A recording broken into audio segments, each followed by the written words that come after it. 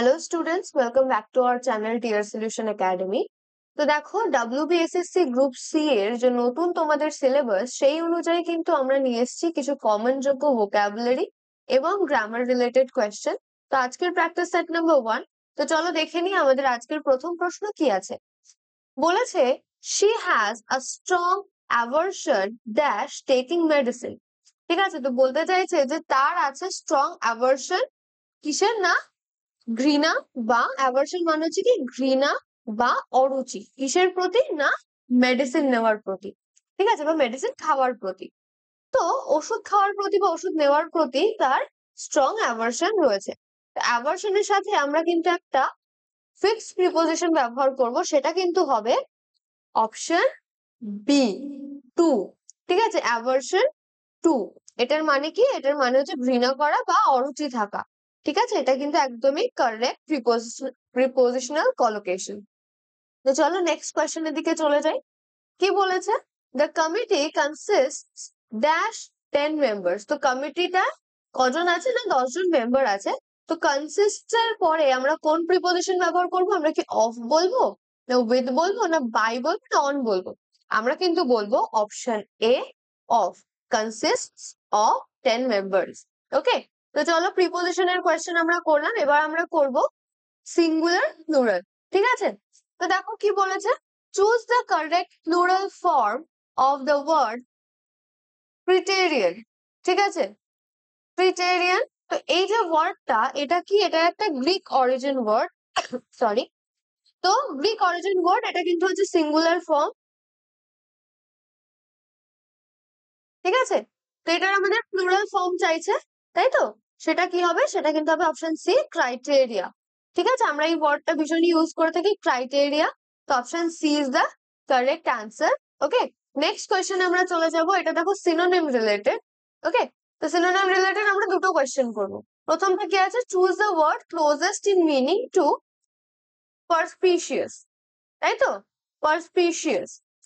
তো এই ওয়ার্ডটা দেখো, এটার মানে কি আছে, এটার মানে হচ্ছে ক্লিয়ারলি এক্সপ্রেস বা ইজি টু আন্ডারস্ট্যান্ড, মানে কি স্পষ্ট বা পরিষ্কার, মানে যেটা বোঝা যায় এরকম।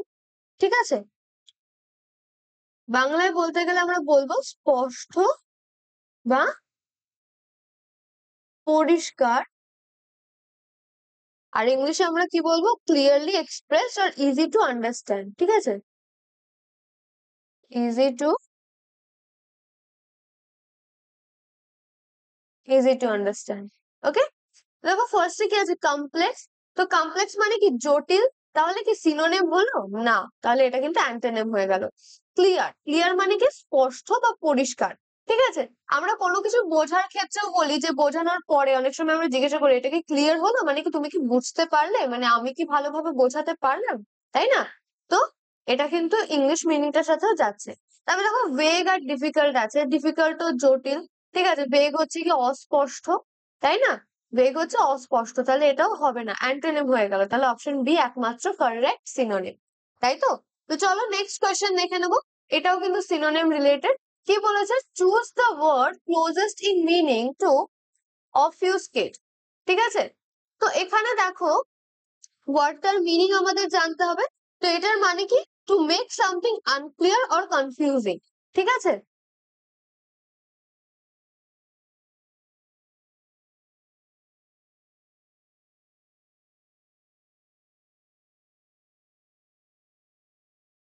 আনক্লিয়ার, ঠিক আছে, বা কনফিউজিং।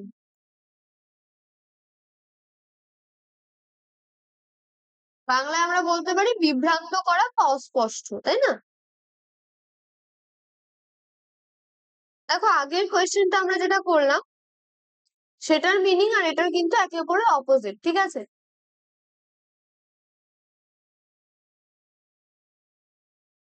আগেটা স্পষ্ট বা পরিষ্কার ছিল বা ইজিলি আন্ডারস্ট্যান্ডেবল ছিল, আর এটা তার টোটালি অপোজিট। যাই হোক, তো এখানে মনে হচ্ছে কি ক্ল্যারিফাই। ঠিক আছে, তো ক্ল্যারিফাই মানে কি, ক্ল্যারিফাই মানে হচ্ছে কি স্পষ্টভাবে বোঝানো, এলাবোরেট, তাই না, বিস্তারিত ভাবে বোঝানো, সিম্পলিফাই, কোনো কিছুকে সহজ ভাবে বুঝিয়ে দেওয়া।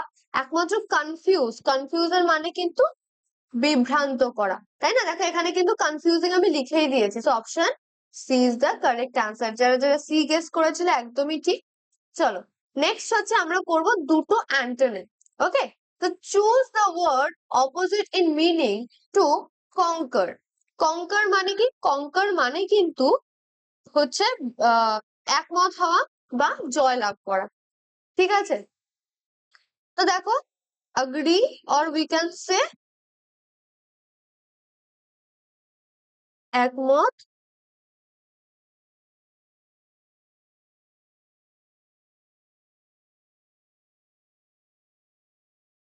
ঠিক আছে, একমত হওয়া। তো দেখো অ্যাগ্রি মানে কি? একমত হওয়া। ঠিক আছে, ডিসপিউট মানে কি? ডিসপিউট মানে হচ্ছে বিরোধ করা। ডিসপিউট মানে হচ্ছে বিরোধ।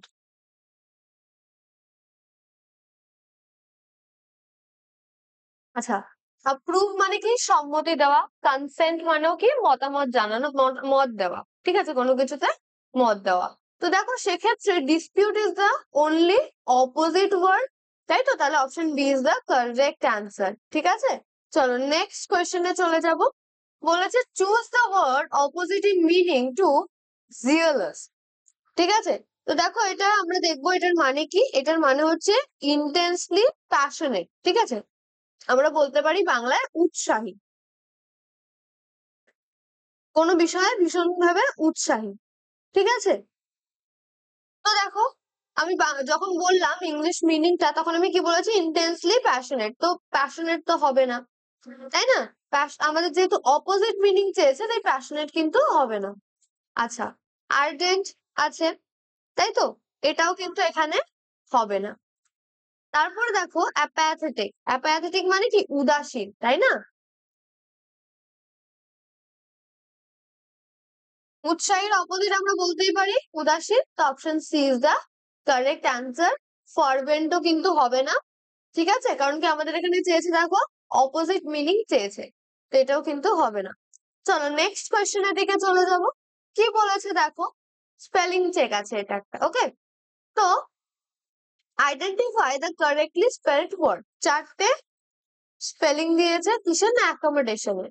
ঠিক আছে, তো আমরা দেখবো। তো দেখো অ্যাকোমোডেশনে আমরা কি জানি? ডাবল সি থাকে, ডাবল এম থাকে, তাই তো? তো দেখো ফার্স্ট এরটাই কি আছে? সিঙ্গেল সি, তাই না? সিঙ্গেল সি, ডাবল এম টা ঠিক আছে। এখানে ডাবল সি আছে, সিঙ্গেল এম আছে। এখানেও দেখো সিঙ্গেল সি, ডাবল এম। হ্যাঁ, একমাত্র অপশন সি তে ডাবল সি, ডাবল এম। আর বাকিগুলোও দেখে নি, এ ডাবল সি, এক ও মো ডেশন। ওকে, একদমই ঠিক। Option C is the correct answer. ঠিক আছে, তাহলে নেক্সট কোয়েশ্চেনে চলে যাব। সেটাও কি হবে? না, স্পেলিং টেস্টে। দেখো স্পেলিং চেকের আমরা দুটো করে কোয়েশ্চেন করছি। এখানেও বলেছে identify the correctly spelled word. Okay, তো মিলেনিয়াম আছে।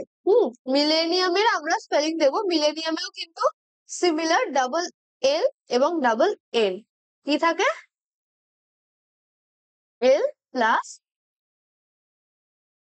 Double L. তো দেখো ফার্স্ট এরটাই কি আছে? ডাবল এল আছে, সিঙ্গেল এন আছে, ডাবল এল, এখানে single N, double L, double N, এখানে হচ্ছে সিঙ্গেল এল, ডাবল এন। তো কোনটা হবে? Option C is the correct answer, তাই তো? চলো নেক্সট কোয়েশ্চেনে চলে যাব। কি বলেছে এটা? সেন্টেন্স স্ট্রাকচারের কোয়েশ্চেন দিয়েছে। ওকে, এখানে identify the segment that contains a grammatical error. Error ডিটেকশনের কোয়েশ্চেন দিয়েছে এখানে। ওকে, তো বলেছে হি ইজ সিনিয়র, ঠিক আছে, than me in this office. সে এই অফিসে আমার থেকে সিনিয়র পজিশনে আছে। তো দেখো আমরা সবাই সবাই এটা জানি যে সিনিয়র, ইনফিরিয়র, জুনিয়র এই ধরনের পজিশনের ক্ষেত্রে আমরা কখনোই দ্যান কিন্তু ব্যবহার করব না। আমরা কি করব? টু।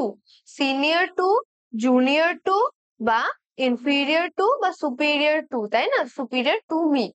তাহলে এখানে ভুল আছে কোথায়? অপশন বি তে, তাই তো? Option B is the correct answer. চলো নেক্সট কোয়েশ্চেন দেখো। কি বলেছে?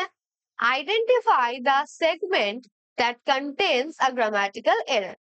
Each of the boys have been given a gift. তো দেখো আমরা যখন ইচ বলছি, ইচ অফ দ্য বয়েজ যখন আমরা বলছি, ঠিক আছে, যে প্রত্যেকটা ছেলের কথা বলা হচ্ছে, প্রত্যেকটা ছেলেকে একজন একজন করে ধরা হচ্ছে, ঠিক আছে। ইজ আমরা যখন ইউজ করছি আমাদের সাবজেক্ট কি হয়ে যাচ্ছে, সিঙ্গুলার হয়ে যাচ্ছে, ঠিক আছে। তাহলে সিঙ্গুলার যদি সাবজেক্ট হয়, তাই না, তাহলে হ্যাভ কি বসে না, কি বসা উচিত ছিল, হ্যাজ। তাহলে অপশন বি তেই এরর আছে, ঠিক আছে। কি হতো সেন্টেন্সটা, each of the boys has been given a gift, তাই তো। চলো নেক্সট কোয়েশ্চেন দেখে নিই আমরা। কি বলেছে, ওয়ান ওয়ার্ড সাবস্টিটিউশনের দুটো প্রশ্ন দিয়েছে।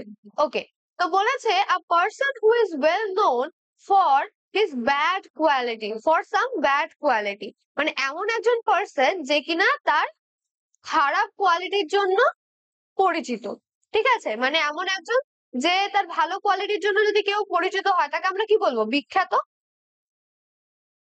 তাই না, খ্যাতি আছে, তাই তো। আর যে খারাপ কোয়ালিটির জন্য হচ্ছে গিয়ে পরিচিত হয়, ওয়েল নোন হয়, তাকে আমরা কি বলি, আমরা কিন্তু তাকে বলি কুখ্যাত। তো দেখো কি আছে, ইলাস্ট্রিয়াস, নোটোরিয়াস, রেপুটেটেড, ফেমাস। দেখো রেপুটেটেড, ফেমাস, সম্মানীয় বা হচ্ছে সুখ্যাত, বিখ্যাত, এগুলো কিন্তু হবে না। কোনটা হবে, অপশন বি, নোটোরিয়াস। এটার মানে কি, নোটোরিয়াস মানে কিন্তু কুখ্যাত, ঠিক আছে। তাহলে a person who is well known for some bad quality is a notorious person, তাই তো। চলো নেক্সট কোয়েশ্চেন দেখে নি। এখানেও বলেছে কি, একটা ওয়ান ওয়ার্ড সাবস্টিটিউশন দিয়েছে, the study of ancient things, ঠিক আছে, প্রাচীন জিনিসের স্টাডি, তাই না। তো সেটাকে কি কি বলে, জিওলজি বলে, অ্যানথ্রোপোলজি বলে, আর্কিওলজি বলে, না হিস্ট্রি বলে। এটাকে কিন্তু বলে option C, archaeology. Archaeology deals with ancient artefacts, ঠিক আছে, যেগুলো কি মানে এনশিয়েন্ট আর্টিফ্যাক্টস বা রুইন্স বা কালচারস, ঠিক আছে, মানে প্রত্নতত্ত্ব এটাকে বলে বাংলায়, ঠিক আছে। দেখো geology is not about ancient things, it's more about like the geographical structure. অ্যানথ্রোপোলজিতে অ্যানথ্রোপোলজিতেও আমরা হিস্ট্রি, হিস্ট্রি তো আছেই, সব পুরোনো দিনের জিনিসের কথাই তো হিস্ট্রি, ঠিক আছে, কিন্তু পার্টিকুলারলি এনশিয়েন্ট থিংস নিয়ে স্টাডি অ্যাবাউট দ্য থিংস, সেটা কিন্তু আমরা আর্কিওলজিতেই মোস্টলি পাই, ঠিক আছে। চলো নেক্সট বলেছে, দেখো ইডিয়াম রিলেটেড কোয়েশ্চেন দিয়েছে। ওকে, তো বলেছে মিনিং অফ দ্য ইডিয়াম কি না, টু ক্যারি দ্য ডে। তো টু ক্যারি দ্য ডে, এই ইডিয়ামটার মানে আমাদের জানতে হবে। তো দেখো এই যে ইডিয়ামটা, এটা কখন ব্যবহার হয় এটা আমাদের আগে জানতে হবে। এটা ইউজ করা হয় when someone wins a contest, debate or succeeds despite difficulty, ঠিক আছে। মানে কি, যখন কেউ কোনো জয়লাভ করে, ঠিক আছে, কোনো প্রতিযোগিতায় বা কোনো বিতর্ক প্রতিযোগিতায়, যে কোনো কিছুতে, ঠিক আছে, মানে কোনো বিতর্কে কোনো কিছুতে যখন সে জয়লাভ করে বা সে সফলতা অর্জন করে ডিফিকাল্টি থাকা সত্ত্বেও, ঠিক আছে। মানে কি,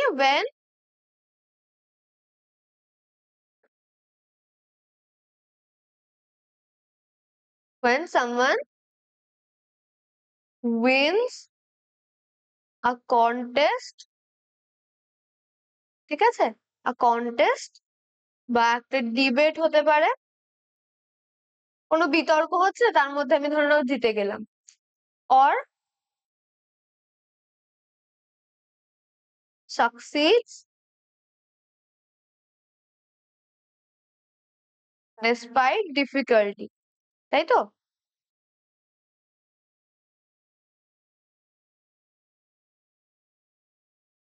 মানে কেউ যখন জয়লাভ করে কোনো কন্টেস্টে বা কোনো বিতর্কের মধ্যে, যদি কখনো কেউ জিতে যায় বা কোনো ভীষণ ডিফিকাল্টি থাকা সত্ত্বেও যখন কেউ হচ্ছে সাকসেসফুল হতে পারে, তখন আমরা এই ইডিয়মটা ব্যবহার করব, to carry the day.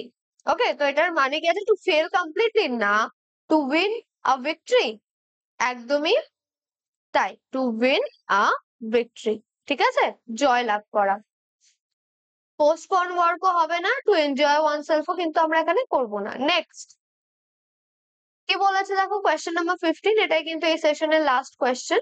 Meaning of the idiom, okay, to beat about the bush, তো to bet about the bush এটা আমরা কখন ব্যবহার করি? এই ইডিয়ামটা ব্যবহার করা হয় যখন someone speaks indirectly instead of getting to the point, ঠিক আছে? যখন কেউ ইনডাইরেক্টলি কথা বলে, ঠিক আছে, মানে যেটা আসল পয়েন্ট সেখানে না বলে আশপাশ দিয়ে কথা বলে, ঠিক আছে?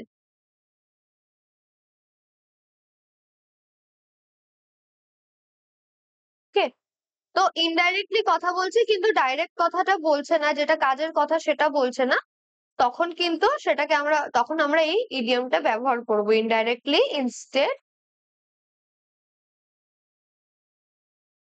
Of getting to the point, ঠিক আছে? তো দেখো, to come straight to the point না, কি আছে, টু ওয়ান্ডার এমলেসলি, সেটাও কিন্তু এখানে হবে না। To avoid the main topic, হ্যাঁ একদমই তাই, option C is the correct answer. আর to work in a roundabout way না। তো দেখো, আমরা এই ইডিয়মটা কেমন ভাবে ব্যবহার করে থাকি, ধরে নাও কেউ খুব ঘুরিয়ে পেঁচিয়ে কথা বলছে এবং মেইন টপিকটাই আসছে না, ঠিক আছে? তো সেই ক্ষেত্রে আমরা এই ধরনের ইডিয়ম গুলো ব্যবহার করব। আমরা বলবো কি যে do do not bit around the Bush, মানে ঘুরিয়ে ফিরিয়ে কথা বলো না, সোজা কথায় এসো, ঠিক আছে? So this was it for today's video. আশা করি তোমাদের ভালো লেগেছে, বুঝতে সুবিধা হয়েছে সবকিছু। কোনো রকম কনফিউশন থাকলে সেটা অবশ্যই কমেন্টসে জানাবে। ভালো লাগলে অবশ্যই একটি লাইক করবে এবং নিজের ফ্রেন্ড এবং ফ্যামিলির সাথে শেয়ার করতে ভুলবে না। আর আরো এরকম ভিডিও পেতে চ্যানেলটিকে সাবস্ক্রাইব করে পাশে থাকা বেল আইকনটি প্রেস করে রাখবে। দেখা হচ্ছে নেক্সট ভিডিওতে। বাই।